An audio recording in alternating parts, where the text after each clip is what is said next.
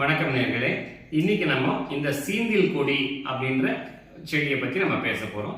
சீந்தில் கொடி அதுக்கு சம்ஸ்கிருதத்துல குடூச்சி அப்படின்னு சொல்றோம். ஆயுர்வேதத்துல தமிழ்ல சீந்தில் கொடின்னு சொல்லப்படுது.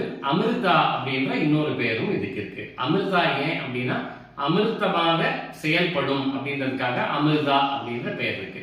இந்த சீந்தில் கொடியை பொறுத்த வரைக்கும் நம்ம வேலிகள்ல பொதுவா நிறைய இடங்கள்ல இருக்கு.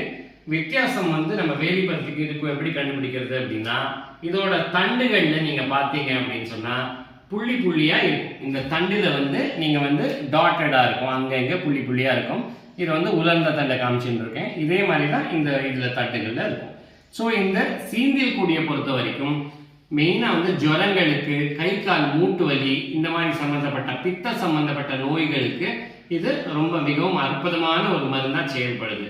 ரத்த சுத்தியும் ஆகுது. இது என்ன பண்ணணும் அப்படின்னா, இலை தண்டு எல்லாமே சேர்த்து நெருக்கி சின்னதா நெருக்கி அதை உலர்த்தி வெயில்ல காய போட்டு நீங்க உலர்த்தி வச்சுக்கிட்டீங்கன்னா, அதை பொடி பண்ணி வச்சுக்கிட்டு இந்த மாதிரி உலர்த்தி வச்சுக்கிட்டு இதை பொடி பண்ணிட்டு அந்த பொடியில அரை ஸ்பூன் வெந்நீர்ல போட்டு ஒரு வாரத்துல ஒரு 3 தடவை நம்ம எடுத்துட்டு வந்தோம் அப்படின்னு சொன்னா நமக்கு ஜுரம், சீதளமா இருக்கக்கூடிய தன்மை, கஃபத்தன்மை, காஃப்னு சொல்லுவாங்க, இரும்பல் இருக்கிறது, சீதளமா இருக்கிறது குணமாகும்.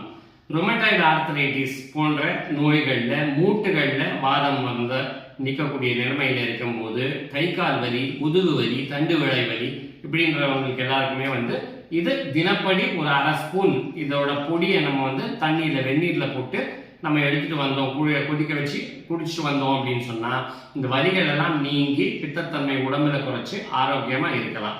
ஒண்ணு.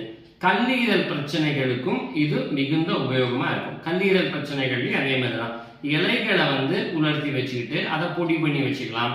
இல்லைன்னா இதே இலைகளை ஒரு 10 இலை எடுத்துட்டு தண்ணீர்ல போட்டு நல்லா கொதிக்க வச்சு கஷாயமாக்கி அதை வடிகட்டிட்டு அதை வெறும் வயிற்றுல குடிக்கிற பழக்கம் வச்சுக்கலாம். இந்த மாதிரி பண்ணிட்டு வரும்போது நம்ம கல்லீரலுக்கும் நல்லா ஆகும். நோய்கள் டெங்கு, மலேரியா, இந்த மாதிரி காய்ச்சல், எப்பேற்பட்ட காய்ச்சலாக இருந்தாலும் இது குணம் பண்றதுக்கு உதவியா இருக்கும். இந்த அமிர்தாவை பொறுத்த வரைக்கும், சீந்தில் கொடியை பொறுத்த வரைக்கும் அந்த குணம் உண்டு. இதுல அமிர்தாரிஷ்டம் போன்ற மருந்துகள் கூட செய்யப்படுகிறது. நிறைய மருந்துகள் உபயோகமா இருக்கு. இதுல கல்லீரலுக்கு உபயோகமா இருக்கு. மற்றபடி ஜாயின்ட்ஸ்ல நான் சொன்ன மாதிரி பிரச்சனை இருந்தால் குறையும். டயபெட்டிக்ல இருக்கிறவங்களுக்கும் இதை எடுத்துட்டு வந்தோம்னா ரத்தம் சீராக சுற்றுதல் உடம்புல பண்றது ஆகும். இது எல்லாருக்குமே உபயோகமா இருக்கக்கூடிய ஒரு செடி. ஸோ அதனால சீந்தில் கொடி அப்படின்றத ஞாபகம் வச்சுக்கோங்க. நமக்கு கை கால் மூட்டு வலி, உடம்பு வலி இந்த மாதிரி இருந்ததுன்னா தினப்படி கூட எடுத்துக்கலாம். அப்படி இல்லைன்னா வாழ்க்கையில ஒரு வாரத்துல ஒரு 3 முறை நம்ம பயன்படுத்த தொடங்கினோம்னா நம்ம ஆரோக்கியமா இருக்கலாம். நன்றி.